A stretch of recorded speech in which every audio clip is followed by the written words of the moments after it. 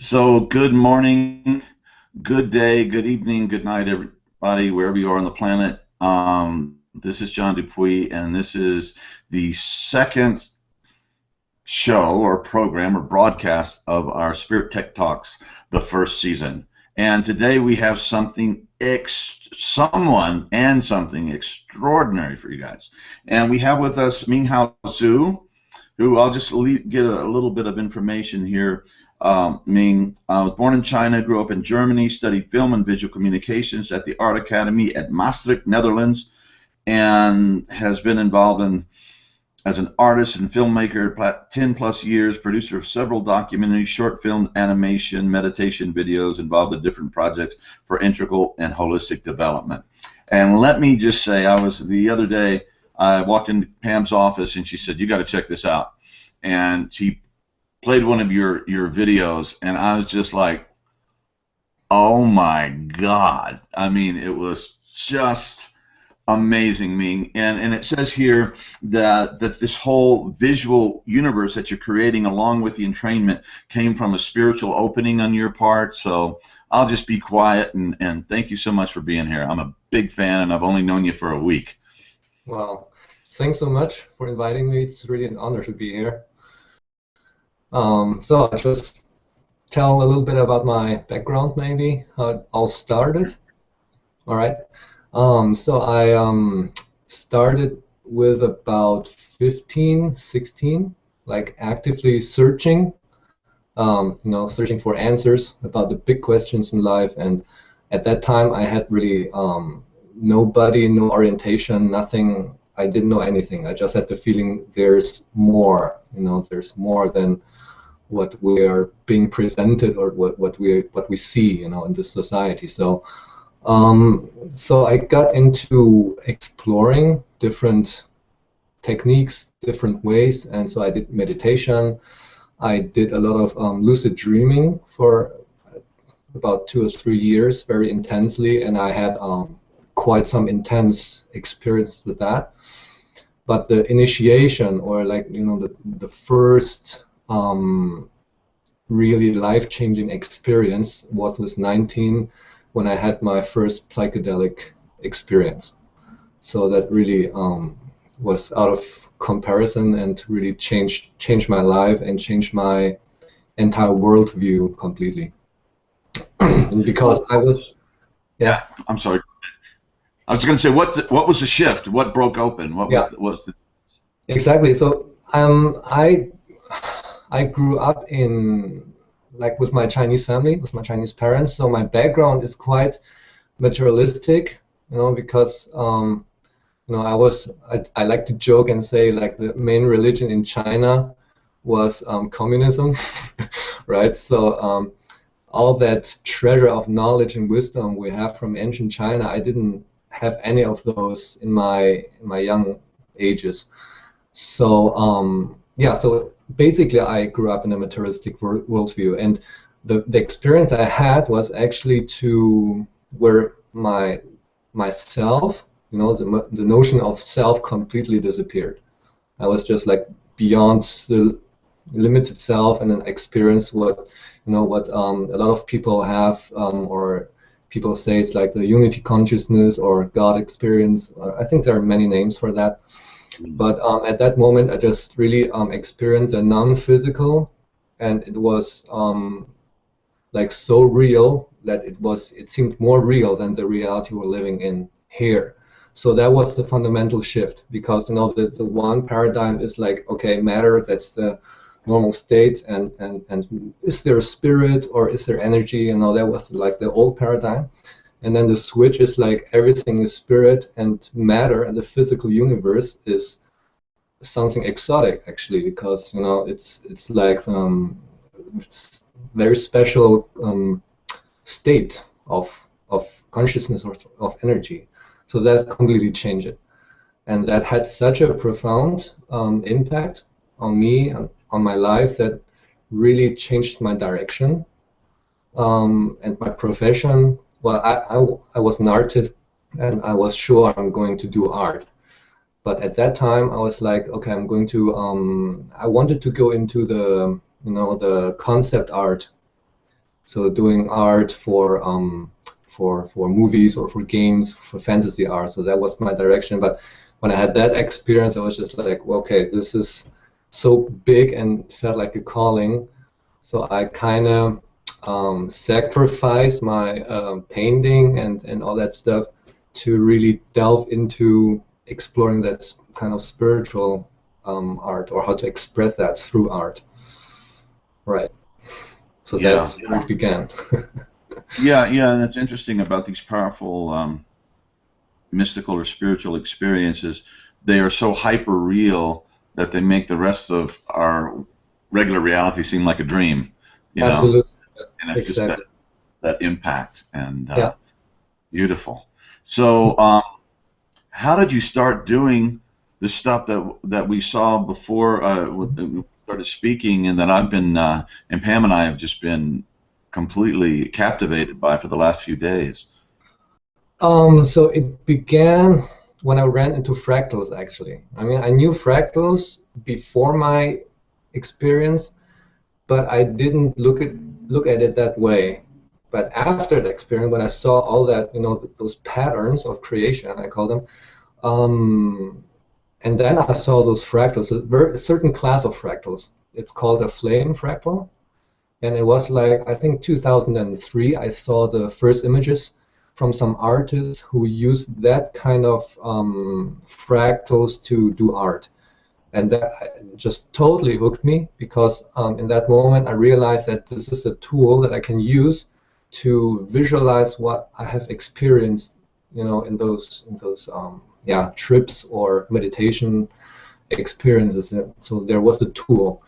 And then I was certain, okay, I have to do this. I have to really dig into this and learn how to use that tool.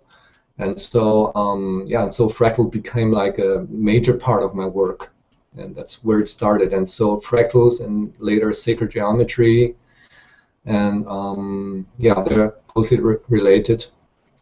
So that's where it started, and it took a couple of years to develop, where I founded like my art project called Void Visuals.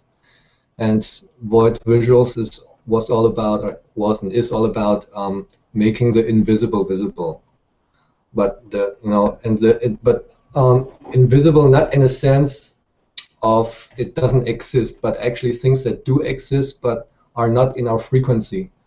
So they're there, or they're another frequency or dimension, or how you want to call it, and they're real.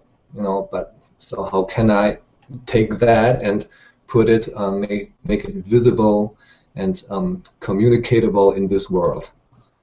So sometimes I have that image, like if I would have some kind of super camera, like a trans-dimensional camera, I can just take it and go to sleep, and wake up in my dream and turn on the camera and just film, and come back and have that material still available or something. So this is basically the idea of visualizing those invisible things.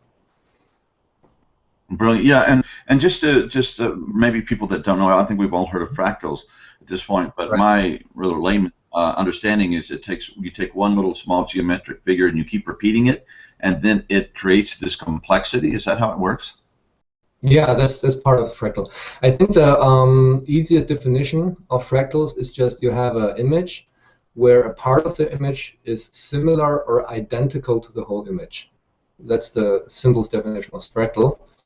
But of course, this doesn't only apply to an image. It applies to everything. Like if we look at creation, everything is fractal, and we can also apply this to to systems, to landscapes, to plants, whatever. So it's everywhere. Yeah. So let me see if I get this. Multiplying sameness creates great complexity. Exactly. Yeah. So we have at the base we have like a few very simple creation principles, let's say, right? And from what I have learned, there are like three major principles. It's sacred geometry, vibration, and fractals. And if you combine that, you have like infinite complexity. And if you look at our universe, actually everything is made up of these three basic elements, right? So yeah, and at the same time, this simple essence is everywhere, So the simple is in the complex, and the complex comes from the simple. So it's very mysterious. Somehow at the Big Bang, whatever. I mean, what was before the Big Bang? Well, there you go, your original state. But from that moment of spark, somehow this stuff, they say the original chemical element was hydrogen. Mm-hmm. There was hydrogen. Then something happened, and 13.8 billion years later, here we are, discussing this. And this artwork that you create somehow has something to do with that creative design. Is that what we're going to say? I mean, you get into these arguments, and they get to be can be very complex philosophically, or it can just be an intuitive, mystical knowing or understanding that just here it is, and you're expressing that through your art, and it touches into something very, very I don't know, primal but transcendent at the same time. It's words really fail me. It's so mind blowing. Yeah, but I think like you said, we can approach that from two directions. We can approach that from the very rational side of things, but this is or the analytical side of things, right? But which is there's no evaluation in this, but that approach is from the outside in, right? But so the other approach is from the inside out. Is really to, as you say, to understand or just experience yourself from the inside, and then you suddenly get a feeling for why things are the way they are, but you can hardly put it into words. It becomes an internal knowing. Yeah. So that's why you do the art. Exactly. You're expressible. Because words are too rough. Words are too rough. They are limited, yes. So you're also using entrainment sounds along with the visual? I have to admit, I'm very at the early stage of including entrainment, so I'm still experimenting with it. So I didn't include much sound entrainment yet, but this is definitely one of my coming projects to do more videos with entrainment. I'll be sending you a contract as soon as we finish the talk. Okay, no problem.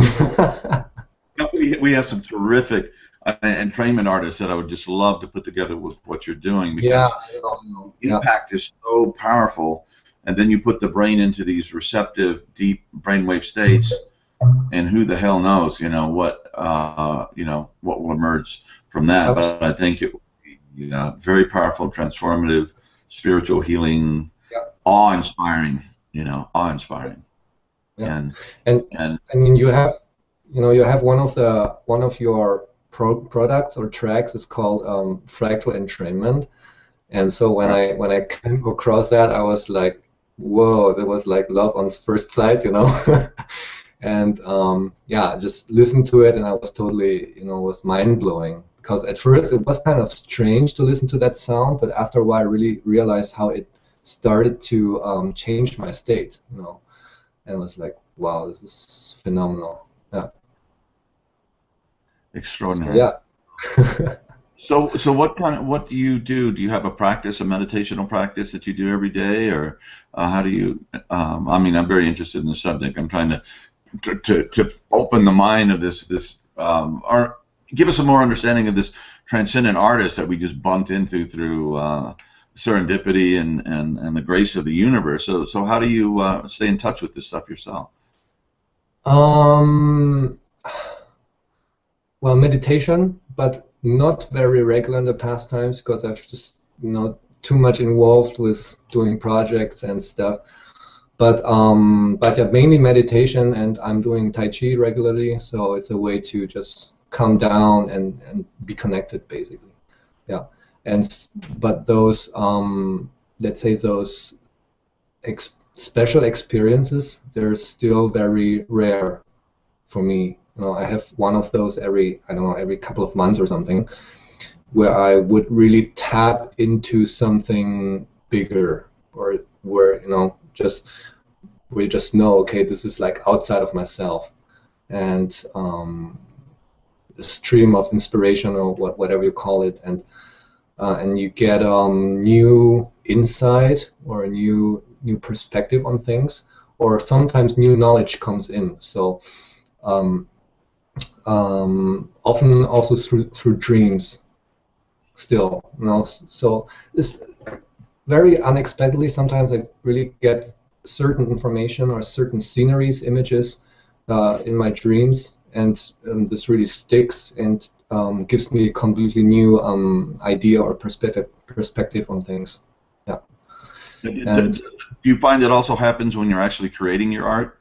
I mean, does stuff start, new insights and kind of understandings come when you're doing it? Yes, sometimes. There are like a couple of phases when I do art, because there's like an experimental phase, and that's the stage where where I'm actually becoming a channel, where inspiration is there. So I'm not like creating an end product, but I'm just playing with the chaos, playing with the fractals, playing, just to get into that field of being connected. And in that moment, sometimes, so much comes through that I don't even know what to do with it, Yeah. And so I know that a lot of musicians or artists or creative people, they all experience that. There are like certain moments where you just get a load of inspiration, or I don't know how to call it, the creative genius just comes in and strikes you, and if you're lucky, you can take notes, or you're sitting at the computer and can do something. But if you're not lucky and you're driving a car or something, then might be gone, right? So that's one thing. Yeah. Right. Yeah. I totally get that. Ken Wilber once said, I don't write books to tell people what I know. I write books to find out what I don't know. So when you're writing, when you're engaging, it begins to unfold. And in my very humble way, I've experienced the same thing. When I say I'm going to write this book or do this article, it just comes out. And my guitar's back here. I'm a musician, and I'm totally into blues. Is kind of the main thing, but it's very improvisational. And I have a band. My poor drummer, he's like, okay, how are we going to do this song? he's a lawyer. He must have everything. And I said, no, we're just going to go and see what happens. Right. He says, that was perfect. Let's do it again. And I said, we'll never be able to do it again like that. That's just what it was. It's nuts. That's how I create. Yeah. Absolutely. So yeah, you know exactly what that is. So yeah, that's exactly the stage. So that's where it comes in. Then of course, you have a phase where you just execute things. When you write your book, you have to finish things or correct things, and just to do the laborious part of the work. And so that's also a big part of my thing, because when the inspiration comes in, the idea comes in, I can take notes, I can take like sketches and stuff. But the moment when I think about, okay, how can I put that image into a animation that really transports what I just experienced or what I just saw? So that's a completely that's a challenge. That's a technical challenge, actually. Yeah, an artistic but also a technical challenge, because you have to know the tools, you have to know what to use and what to combine, and so it's very technical. It goes a lot into animation, and a lot of the stuff what I've learned at the at the Art Academy in film. So yeah, that's and you have to practice with your tools and get very good at using your tools, Absolutely. which is part of the brain, and so you don't have to, so it doesn't interfere with what you're trying to express. You just the same thing with the guitar, it's just like exactly. It's infinite, but you've got to practice scales and chords and do all this stuff. So when the juice is on, you're not hampered by so it just takes discipline, and that's extraordinary. That because I think there are people that have these visions, and but how many of us can actually take it back and present it in a form such as you're doing that's just extraordinary. You're taking that inner vision and actually putting it out in a form that communicates it to others as just immediately. I mean, I can't imagine any. I mean, I guess I can imagine living. Yeah. Anyway, I won't get into that. But most of the people that I know, they're going to see that they're just going to go, oh my God, it's just something extraordinary. Just stops and everything opens up, and it's like it's just an encounter. Your art is that powerful. Yeah.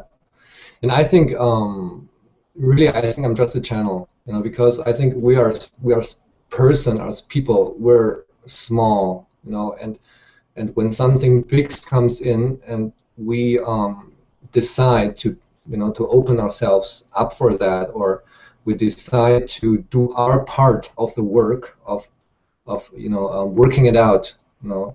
So I think you have the part where to become a good channel, and that part where you have to work on your craft to make that, whatever you do, you know, make it possible, right? Yeah, and I think that's one of the greatest satisfactions that we can have as human beings is when we're functioning in whatever our calling is at that level of being a channel, of being a Native American medicine man once said, being an empty bone, or you know, saying Frank, be an instrument, and that is, I was just I meditate a lot, but anyway, I was meditating yesterday, and I was working through this level of all this emotional stuff, and I was just like praying, God, okay, I haven't worked through all this stuff. It's still there. I'm working on it. But can you just bring the flow around it? And I'll try to really kind of keep working on this stuff, you know. So it's like, can we just put this aside? Right. And sure enough, you know, right, comes through. So I have this saying that if your heart is like 70% pure, that's about good as it gets. Go for it, you know. Okay. 70%. Okay. You probably haven't been around long enough to build up as much karma as I have, right? 'Cause I'm a bit older, but anyway, yeah. And a lot of it seems like grace, you know. It's just like, where the hell did this come from? And, and if that's there, if you feel that grace, it's right, because then you know you're connected to the bigger source, right? Yeah, and I would just assume that your kind of deeper kind of soul motivation is that when you put this stuff out there and other people experience it, that will take them into the place where they begin to kind of let down some of maybe their walls or barriers or false conceptions about who and what we are and what we're here to do, and it'll begin to break through, you know. Absolutely, yeah. Absolutely. And that's been completely my vision and goal in doing I Awake for all these years. Yeah. But then, you know, I mean, we've got some incredible audio stuff that we've produced, and I don't produce it. I'm just like this guy that gets to play with all these artists and try to teach people how to use this and inspire people to do the practice. But I've never quite ever visually felt so met by what we're trying to achieve using vibrational frequencies and sound. And then when the visuals came out, it was just extraordinary. Yeah, that's great. Yeah, so I really share your goal or your vision, because I think if you can, you know, help people reach that point of connectedness and openness, then a lot of the problems we have, you know, in our society would just disappear. Because, you know, if you're connected and you know that, you know, we're all connected, then things like human rights or you know, animal rights or I don't know, environmental protection and all that just becomes natural. You know, you can't go around and destroy stuff and other people if you're connected, right? So so it's kind of you know, taking things to the root and see where you can make a very fundamental change. And of course, I think what we're doing, you know, with our work, it's kind of an aid, you know, because I don't think I can change the world with you know, with my videos, but I can touch the people who are in the progress of change already, or who have made the decision unconsciously or consciously. So I think it's a big aid on the way. Yeah. Yeah, and somebody said that ethical or moral behavior is what you do when you feel you belong. You know, when you feel connected, as you were saying. You know, and a lot of our immoral or existentially vacuous human behaviors happen when we feel alienated. You know, Yeah, feel absolutely. alienated from the planet. You know, we feel alienated from each other, from our governments, from the world, from society. That's, you know, and that leads to despair and drugs and, you know, all the stuff that some of the darker side of the streets that I've worked with over the years. But that feeling of belonging and showing up is like, oh wow, you know, Actually, this is all in a very real sense, and so I better treat myself well. yeah, And it becomes, you know, enlightened self-interest as opposed to, hey, I got mine, screw you, self-interest, right? right, right. Mm. Well, I must say, Ming, you're for creating such mind-expanding, beautiful, transcendent art. You seem very grounded, and that's great. That's really great, you know. Yeah, So yeah, and well, I'm really looking forward to, you know, any creations that can happen with the sound, with the images, and I think yeah, with the images you just, you know, you have like two levels that you can play with, you know, the visuals and the sound. So I think it has a huge potential for the future. it's very exciting, and we've Pam and I have always really delighted in just supporting Great. people with great gifts, you know, however we can. Yeah, what's going on right now? Okay, so right now we started the project called Source Aligned. You know, my previous or my earlier project, Void Visuals, is very focused on art, and at a certain point, I just realized it's kind of it's a little bit one-sided. Well, the art thing is very nerdy, and also my spiritual focus was very one-sided. You know, because after my initial experience, I was so into spiritual things that I started to neglect, you know, like the worldly things. And this is something I had to learn, you know, through experience, you know, that because the experiences I had, they were very intense. So there's some, you know, there are like, I would say like two approaches to spiritual development. Either you go slow, right, through meditation, or through methods you can control, so you progress gradually, or if you're doing things like psychedelics or things that are just very radical, then it's kind of just kicking open the doors of perception, you know, and you just see everything that is, and that those doors close after a few hours. Then you had that glimpse, and it was so immense that you need time to integrate that into your life. You know, and I had problems integrating that into my life because um, there was just no connection in the first moment, right? There was no connection. There was like the one world that was just fantastic and spiritual and all that. And then I had my normal life, so to speak. And but if that continues, it can create a big what do you call it? A big gap, you know. Yeah, psychic split maybe. Exactly, Yeah. exactly.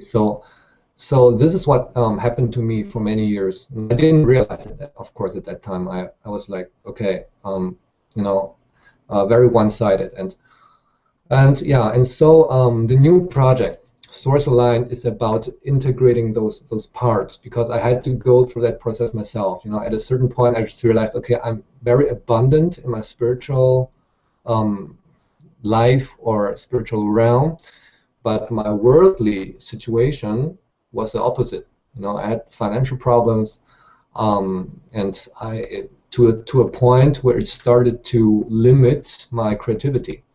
You know, so at that moment I was like, okay, I have to change something. And then I started to look into, okay, how are other people doing it? And it's not about like spirituality or you know, manifestation or physical. It's about both. It's about getting both in harmony. And so Well that, said.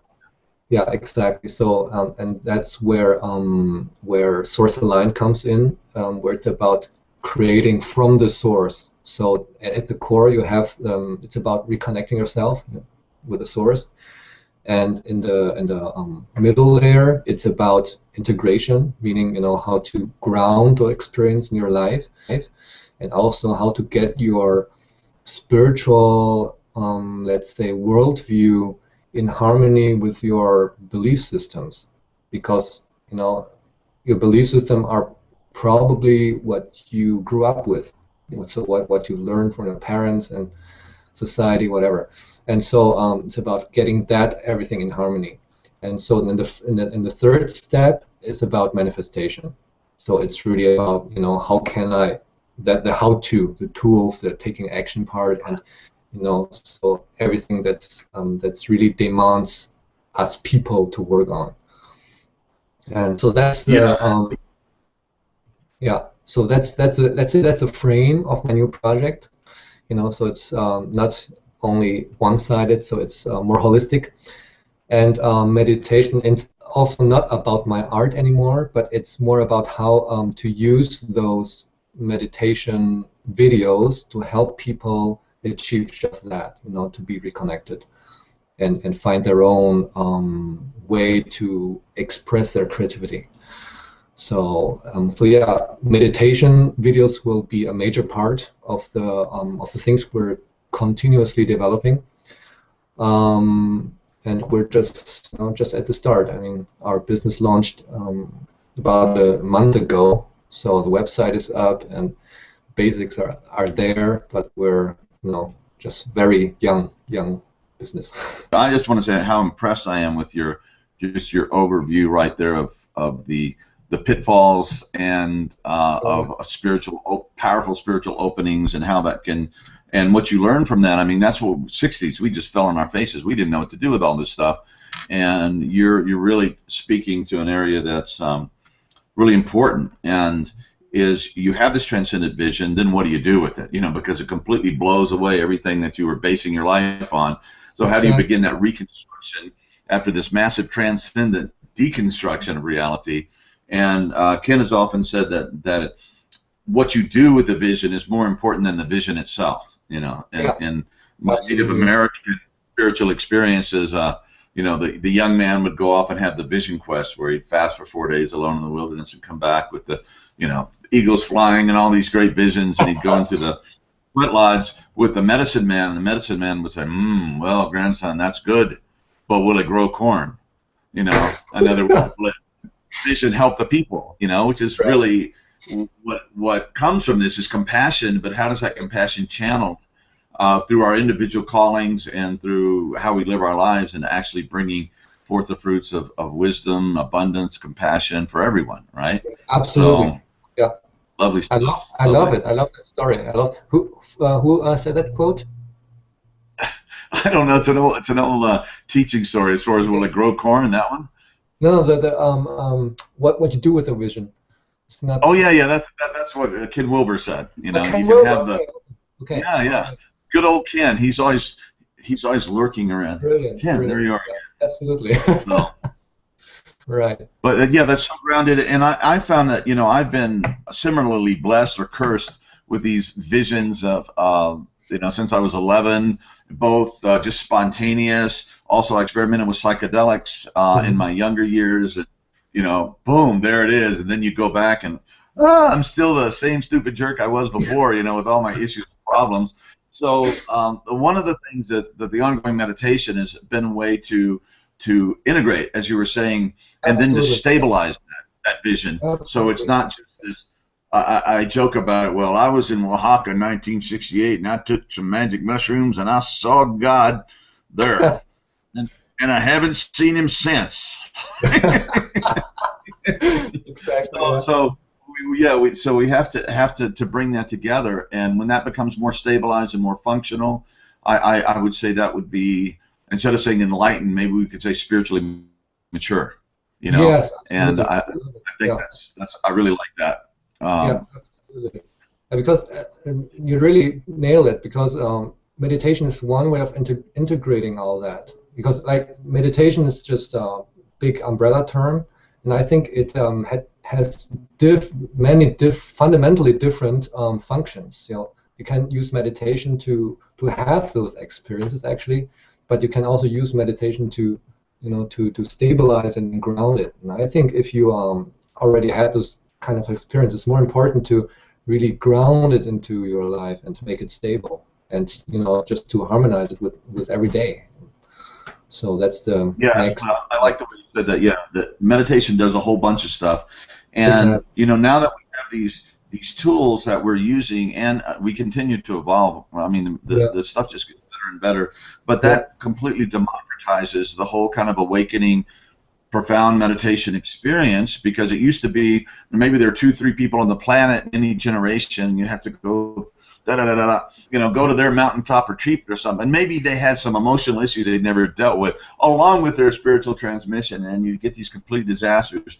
But now, like, anybody who's willing to do the work and use the tools that we have now can actually get there pretty quickly and pretty stably, without a lot of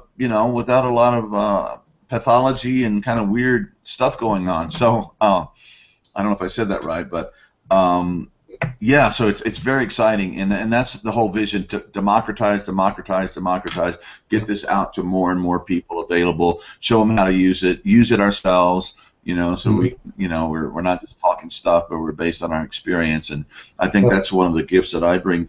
I'm always talking about my meditation experience and this wall I ran into and this experience and stuff. So just people can say, if that old guy can do it, anybody can do it, right? So hopefully to encourage.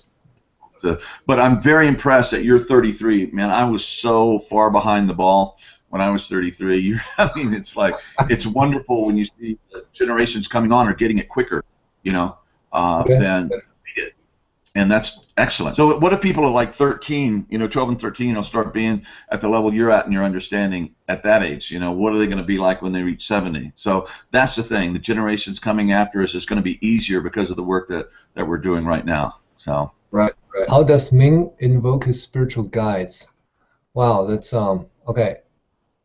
I think I'm not sure if I'm getting the question right, but how I invoke that creative genius, spiritual inspiration, whatever. So if that's the question.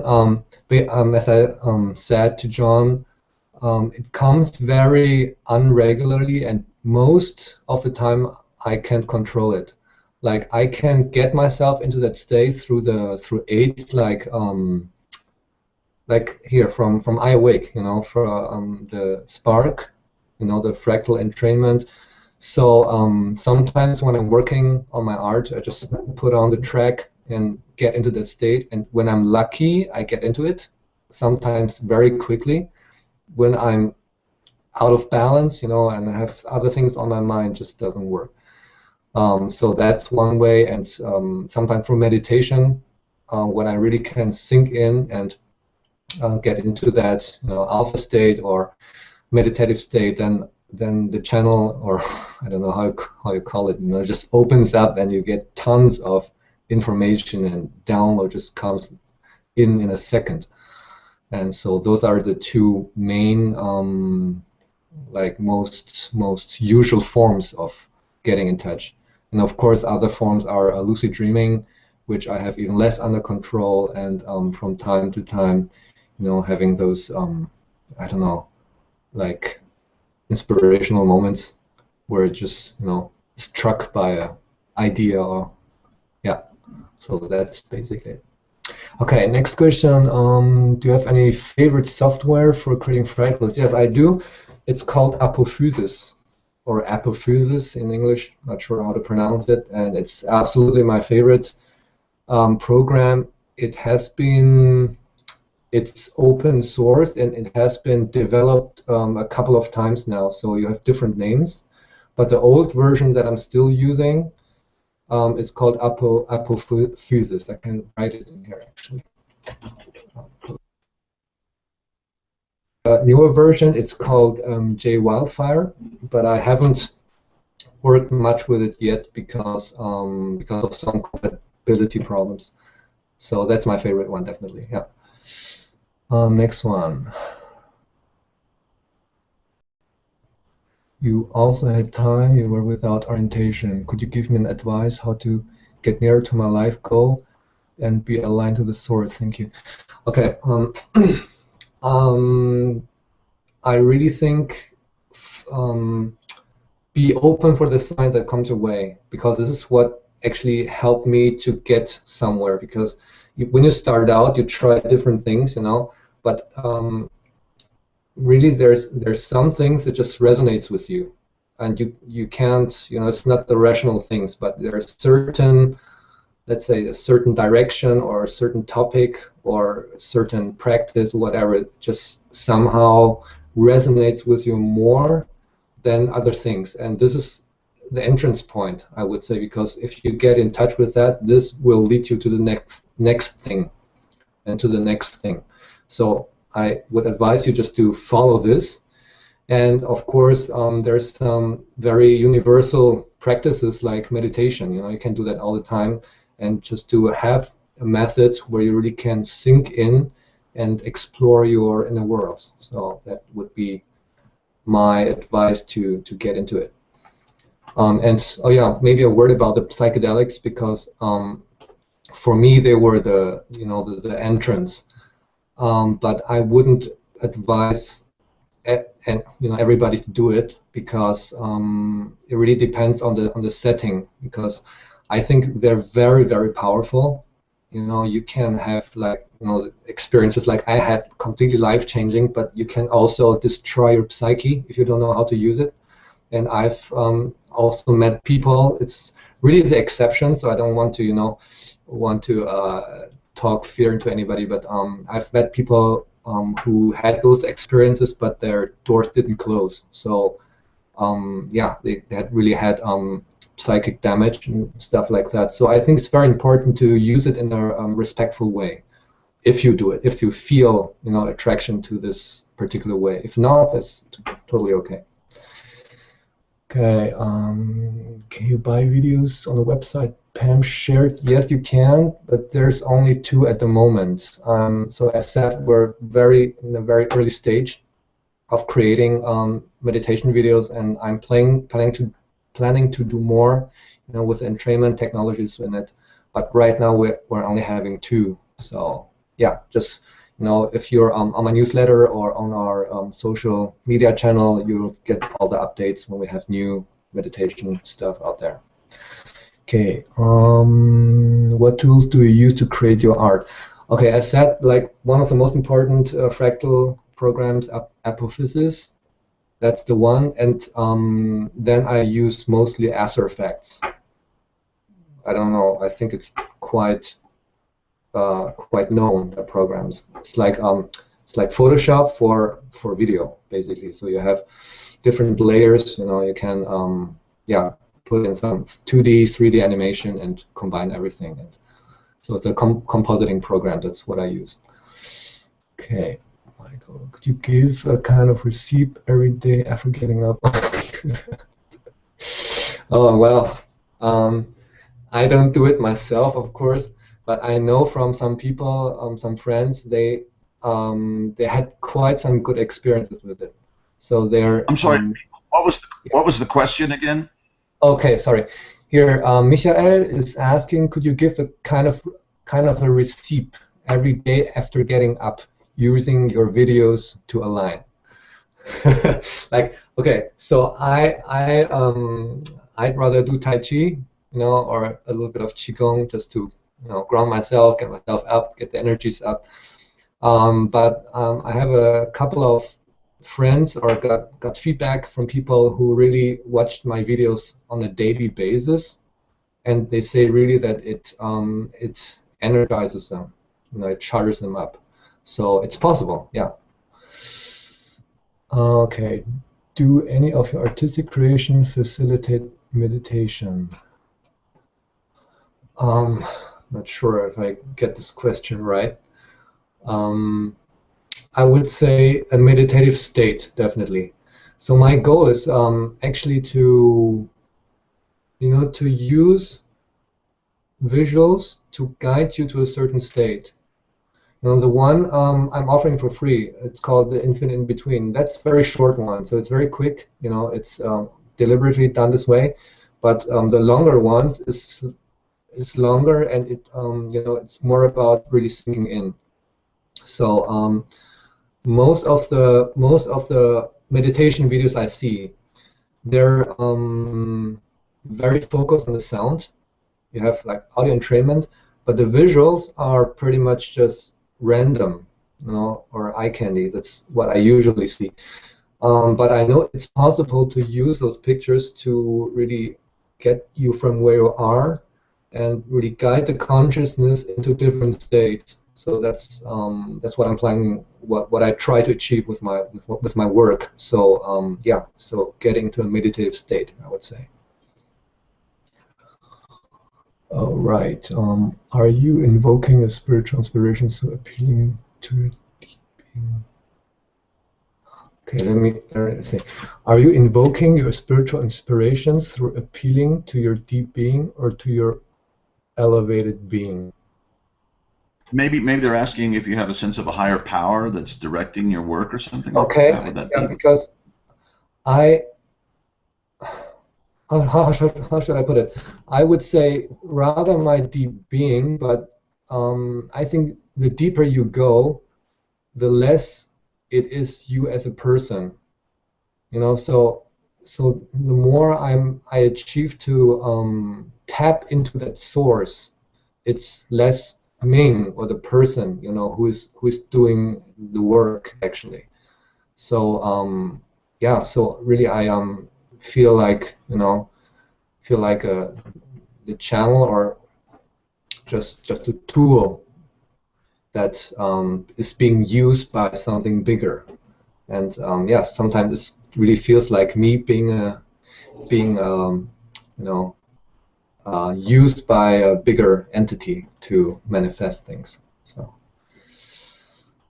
what do you think if we were to use sound and video in a VR experience, would that facilitate better meditation experience? Oh, definitely, yeah. Yes, it would be. I haven't tried it yet, but I think that technology with virtual reality, that would just be completely nuts. So I would really love.